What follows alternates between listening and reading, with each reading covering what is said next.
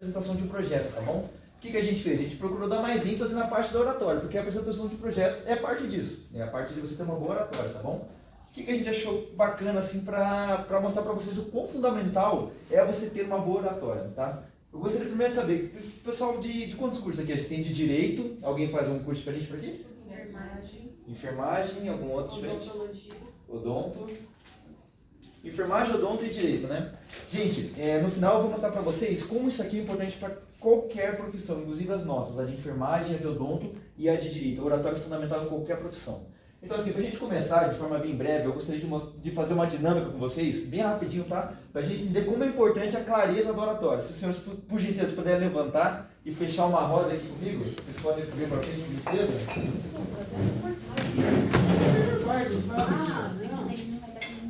Vocês não querem fazer dinâmica? Agora já chamou, agora vai fazer. Agora vamos fazer então.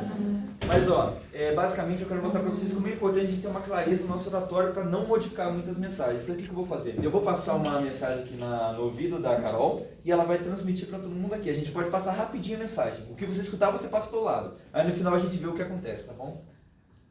Deixa eu pensar aqui. E a gente pode ir falando aqui para não escutar gente eles ouvir. falando ali. É porque eles não sabem falar baixinho. E até porque muitas vezes a informação vai ser passada para outra pessoa, mas vai ter outra pessoa falando, às vezes em cima, do lado, e nem sempre vai ser bem Aí é pra gente fazer essa diferença aí pra perceber como é importante a gente ter como fazer uma linha direta na comunicação. Porque qualquer alteração, por isso que eu vou falar, é pra aparecer um negócio. É agora que nós elogiamos nosso Agora. Agora que isso é uma coisa legal. Passa certo, O David já esqueceu. Eu não entendi nenhuma piada não, hein, cara. Eu acho que ele mudou tudo. Cara, não continuou a piada, hein? Coloquei O que totalmente. você tá rindo? Quem que estragou o nosso trabalho aí, gente? Certeza? Quem que estragou o nosso trabalho? Segura na mão de Deus. Começou com 2 minutos e vai terminar com 30 segundos. Quem que estragou o nosso trabalho, hein, cara? Tirar nesse grupo aí, ó. Aí.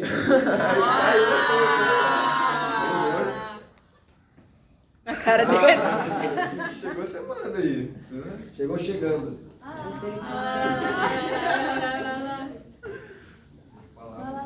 Em algum momento ali mudou. Será que mudou? Eu não contei nenhuma piada, não, Eu tenho cara. certeza, cara. Semana que vem você fala de prova. Ele esqueceu. Hoje já é prova. Pode vir. Né? Hoje já é prova. DPT já é a prova.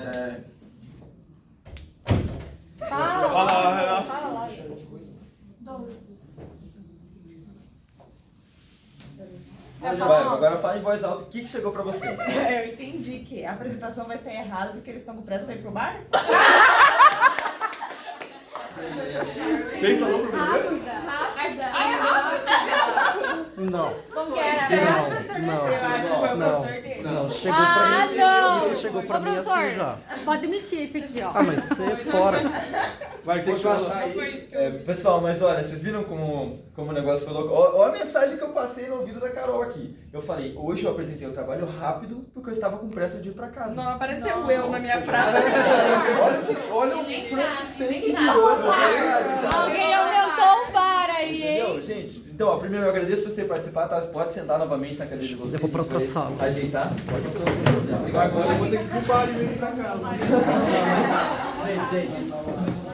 Pode sentar vocês também, tá? Pode arrumar um lugarzinho, puxar uma cadeira. Mas eu só fiz essa dinâmica rapidinho pra gente ter uma noção de quão fundamental é você ter uma oratória clara no que você está dizendo. Porque com qualquer desvio, a mensagem é totalmente manipulada, é totalmente diferente. Então, inclusive, a gente vai ter um exemplo disso, tá bom? Onde eles vai apresentar uma pessoa que pensou em dizer uma coisa, na hora que soltou foi totalmente errado, assim, desconfigurou tudo que ela queria dizer. E assim, para a gente conseguir trazer de forma evidente para vocês quão importante é a oratória, a gente pensou em estudar ela a fundo mesmo, buscar lá nas origens, na fonte mesmo. E se a gente parar para pensar, quando é que surgiu a oratória mesmo? Cara, a oratória surgiu no início da humanidade em si. Então a gente preparou uma certa ordem cronológica, a gente fez esse banner muito bonito que eu gostaria de mostrar para vocês também, porque a gente teve trabalho para fazer o banner, tá? Então eu estava mostrando para todo mundo. Mas a gente também trouxe essas figurinhas aqui para exemplificar a nossa apresentação. Então quando eu digo que a oratória começou no início da humanidade, é nesse cenário aqui. Por exemplo, o cenário da pré-história ainda. Gente, oratória é você saber, não é você literalmente emitir sons, mas é você emitir sons de forma incisiva e decisiva no que você quer transmitir. E assim, dessa forma, ainda assim, da forma mais primitiva possível, já é uma prática de oratória. Quero por exemplo, os homens da caverna, que quando eles falavam por gestos, por som, ou quando evoluiu um pouco mais, e como está ali no quadrozinho pra gente, surgiu a pintura rupestre, que era o quê? Era uma forma de transmitir o que eles queriam passar para as pessoas. Era uma forma primitiva? Era, mas era uma prática de oratória, né? Aí um segundo ponto que eu achei interessante trazer também é o quão arcaica era a sua comunicação, como eu apresentei para vocês. É uma comunicação sim, mas é arcaica.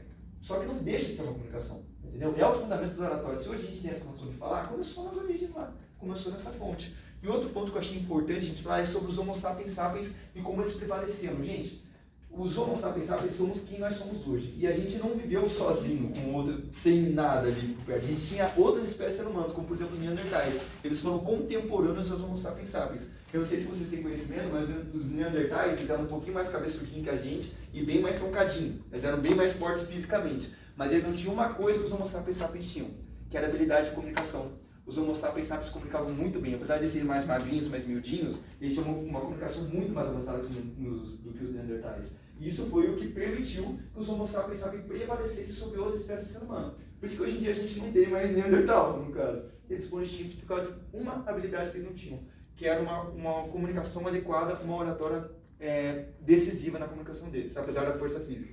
Passado isso, fazendo essa introdução para vocês, eu já passo a palavra para o próximo orador, que vai continuar explicando e vai entrar no sentido já do avanço cronológico. A gente passou da pré-história e a gente chega na antiguidade agora com a Marjorie. Olá, boa noite, meu nome é Marjorie. Então, a oratória na Grécia Antiga, ela se deu especialmente em Atenas, né? E os cidadãos, eles precisavam falar bem para que eles se defendessem e lutassem por seus interesses nos tribunais. Os sofistas, eles eram os professores itinerantes que ensinavam a arte do discurso. E entre eles, destacavam-se Protágoras e Gorgias, que defendiam a persuasão como acima da verdade objetiva, absoluta. Protágoras foi um importante filósofo grego do período pré-socrático e era conhecido como um dos principais sofistas da época, da Grécia Antiga. Sócrates, através de Platão, ele criticava os sofistas por usarem características como forma manipuladora, defendendo a busca pela verdade. E Sócrates viu a oratória como um instrumento de moral e política, para defender a oratória como ética. Já Demóstenes, um dos maiores oradores da Grécia Antiga, famoso por seus discursos contra Filipe II na Mesopotâmia. Macedônia, desculpe.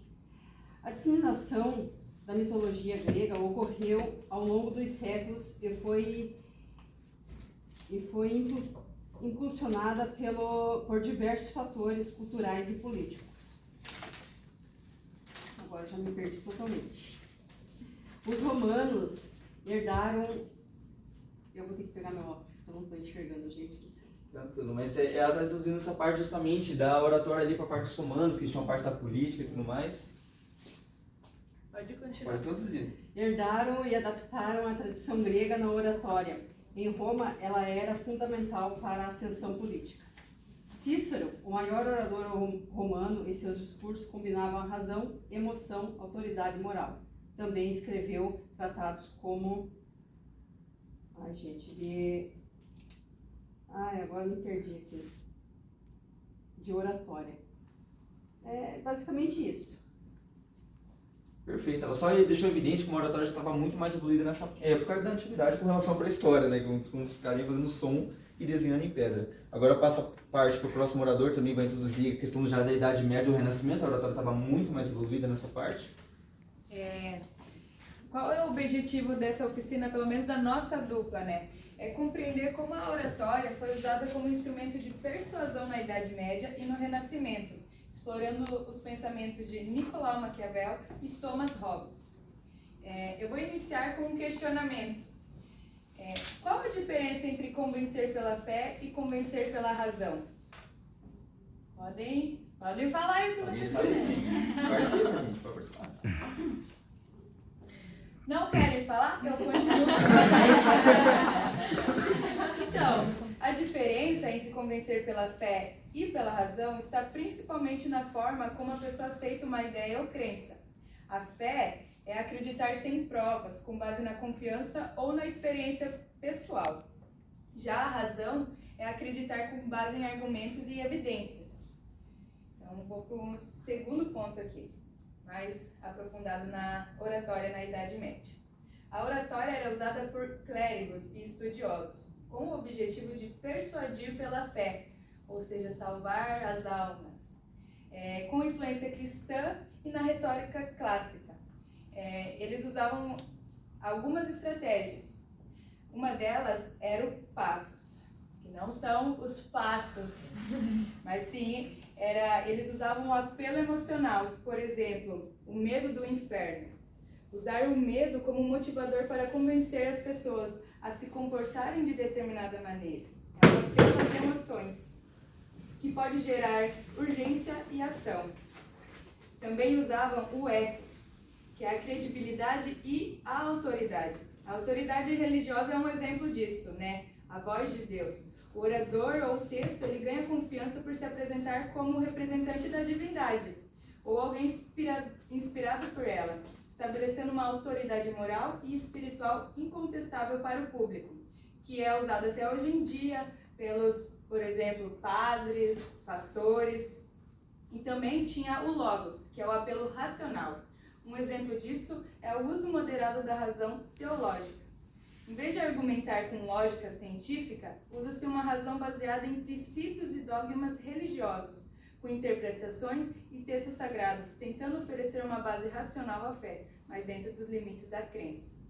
Agora eu vou falar um pouquinho sobre o Nicolau Maquiavel. Era um pensador político do Renascimento, e a obra que a gente vai falar um pouquinho também é O Príncipe.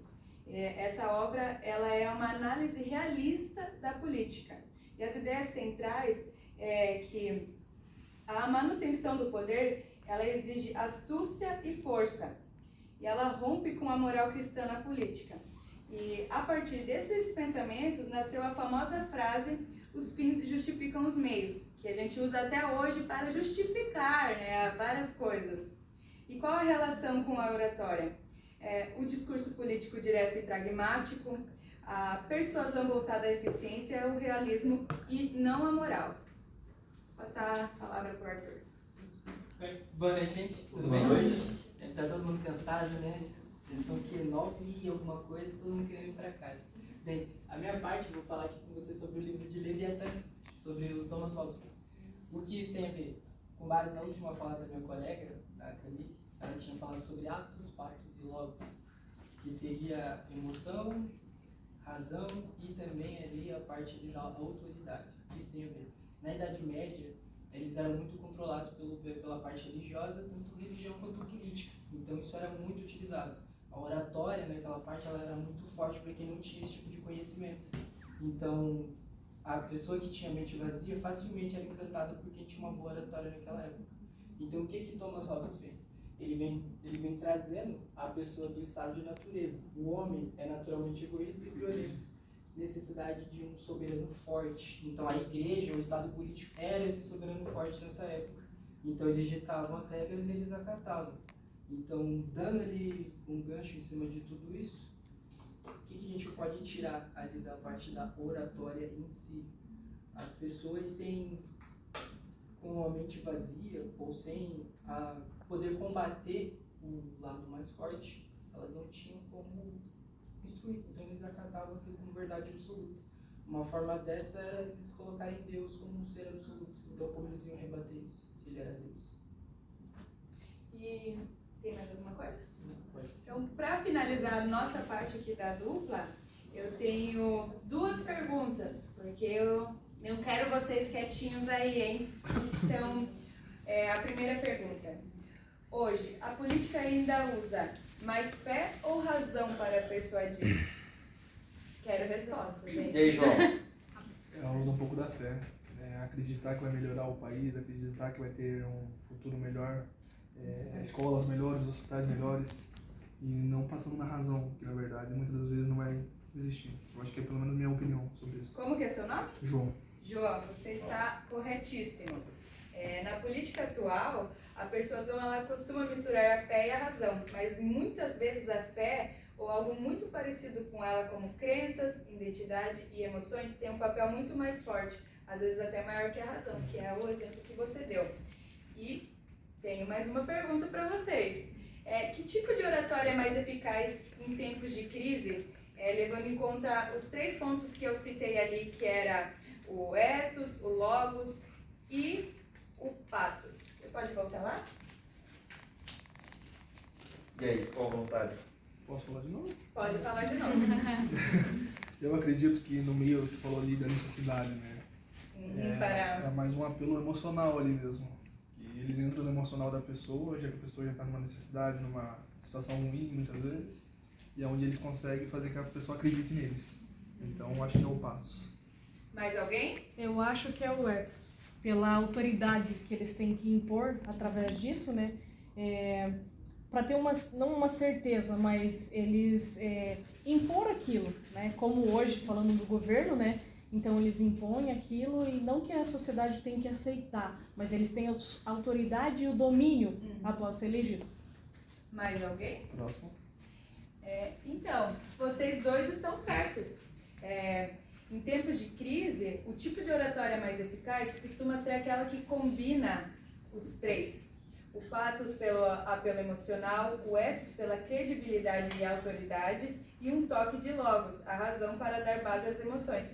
Porque é necessário os 3. Hoje em dia, ninguém só vai pela razão, ninguém vai só pela emoção, e se a gente não tiver uma coisa ali com credibilidade para a gente se basear, a gente não vai. Então, hoje em dia, para gerenciar uma crise, um bom orador, ele vai ter que unir esses 3. E conseguindo isso daí, ele vai resolver o problema. Então, finalizamos a nossa parte. Boa noite, pessoal. Tudo bem? Meu nome é Carol e eu vou passar um vídeo da ex-presidente Dilma Rousseff para a gente avaliar e comentar sobre. Criança.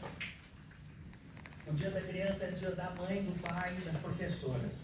Mas também é o dia dos animais. Sempre que você olha uma criança, há sempre uma figura oculta. É um cachorro atrás. Alguém aqui nunca tinha visto esse meme? Não? Qual que é a impressão que a nossa ex-presidente passou para vocês que nunca viram o meme? Ela tá incoerente, né?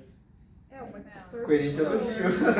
Não, mas falar outra coisa, né? Porque, na verdade, parece que ela tá... discriminando o ser humano, né? Sim. Não, ela não tá falando nada com nada, né? Acho que é isso mesmo. Ela pensou, ela trabalha acordada. Ela errou os remédios. Então, exatamente é sobre isso que eu quero falar. Se você analisar bem o discurso dela, você pode perceber que ela quer falar do vínculo amoroso e amigável entre as crianças e os animais, os familiares, enfim. E ela foi totalmente descoesa, ela não se preparou para estar ali, e para a magnitude do cargo que ela estava entregando na época, foi um erro assim grotesco, porque aí que a gente entra na oratória, porque a gente tem que se preparar, você tem que estudar o seu público-alvo, estudar as palavras que você vai pôr para passar a imagem que você quer passar. Então, ela queria passar emoção e serenidade, né? Ali acabou virando um meme que eu posso assistir 10 mil vezes, que todas as 10 mil eu vou dar risada. Então, a gente tem que pensar muito bem antes de falar qual postura que a gente vai ter, para pensar nessa imagem que a gente quer passar para o nosso público. É isso. Boa noite, pessoal. Meu nome é Gabriel.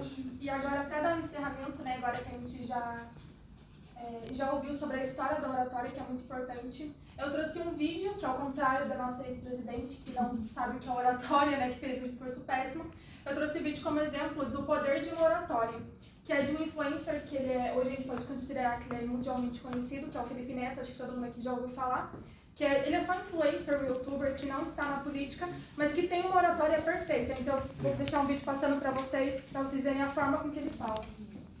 questão nunca foi sobre eu me colocar ou não, mas sobre como eu me colocaria. E é por isso que após esse período de profunda reflexão, estudos documentados no meu diário, que me acompanham desde o começo dessa jornada, eu anuncio a minha pré-candidatura à presidência da República. E esse não é um gesto de vaidade, porque eu construí um legado financeiro e na comunicação que já me alimenta o estômago e o ego do resto da vida. Eu quero ser presidente, porque eu, embora seja um homem de fora da política, eu tenho ao meu lado a maior arma do nosso povo, o uso das redes. E a verdade sobre esse ponto é que todas as plataformas têm acesso aos nossos gostos, aos nossos interesses, às nossas ideologias. Não há escapatória nenhuma. Então, por que não usar a dependência das redes a favor? Então, esse vídeo, eu não quero que vocês foquem tanto no que ele está falando. Foi um vídeo que ele fez onde ele dizia se candidatar à presidência. Porém, só acho que não tinha como passar o vídeo inteiro, mas isso é um vídeo totalmente fake, onde ele usa como roteiro desse vídeo um livro que é muito conhecido, que é 1984, que até estava ali, não é que não vai dar pra ver, mas é aquele livro vermelho, que está bem atrás dele na estante. Então ele faz um vídeo dando referência a esse livro. Mas o que isso tem a ver com a oratória? Esse vídeo, ele pegou mais de 1 milhão de visualizações. Então foram mais de 1 milhão de pessoas que acreditaram no que ele falou, sendo que ele está falando apenas de um livro. Então por que isso se encaixa na oratória? Porque ele tem uma oratória perfeita, ele tem uma postura boa e ele passou confiança e certeza ao falar. Então é assim que a gente vê o poder da oratória. Ele conseguiu pegar algo que sabia que as pessoas iam tirar totalmente de contexto, mas por que as pessoas acreditaram? Pela forma dele falar, pela forma da postura dele e pela certeza que ele passou, pela confiança que ele passou para quem estava assistindo. E voltando um pouquinho ao assunto da oratória, eu acho que ela é indispensável para qualquer profissional da área jurídica, advogados, juízes, promotores ou todos os outros profissionais, né, que estão aqui, que vão ser profissionais futuramente, que vão lidar diretamente com pessoas. Então, eu acho que mais do que falar bem, nós temos que ser entendidos, as pessoas têm que entender o que a gente está tentando passar. E não só falar de uma maneira formal, de uma maneira bonita. E é aí que entra o papel da oratória no direito, que entra no traduzir o juridiquês, que seria esse o trabalho da oratória no direito. Por que traduzir o juridiquês? A juridiquês eu posso dizer que seria tipo um dicionário que é para nós que vamos nos tornar advogados, juízes, promotores um dia. Seria um dicionário onde a gente conhece palavras novas, enfim, palavras que ninguém entende, entendeu? A não ser quem estuda. Então a oratória entra aí no juridiquês, porque a oratória é uma forma de deixar mais fácil a forma da gente se comunicar, tanto numa audiência, óbvio, sem perder a formalidade e sem perder o respeito, né? Porque a gente está em um ambiente jurídico, mas de uma forma das pessoas conseguirem entender como a gente fala. Um belo exemplo a gente está numa roda de conversa, por exemplo, nós estudamos direito, a gente está numa roda de conversa e chega um aluno de odonto e ele não entende nada do que a gente está falando, ele não consegue se comunicar pela forma que a gente diz, não é isso que a gente quer. Então a oratória é para isso, é para simplificar a forma com que a gente fala, deixar mais fácil a forma das pessoas conseguirem nos entender e a gente ter uma conversa mais formal. E também levar isso não só para a profissão, mas levar isso para a vida. Porque a gente consegue ver que tem muita diferença entre a forma que a gente conversa em casa com a nossa família e a forma que a gente conversa na faculdade, a forma que a gente vai falar numa audiência. Então acho que a oratória não é importante só para nós que estudamos direito, mas para todos aqui que serão profissionais um dia, né? E terão que conversar com pessoas, passar informações para as pessoas. E, gente, foi isso o nosso trabalho de oratória. Muito obrigada. Alguém queria tirar alguma dúvida? Não? Obrigado, gente, pela presença de cada um.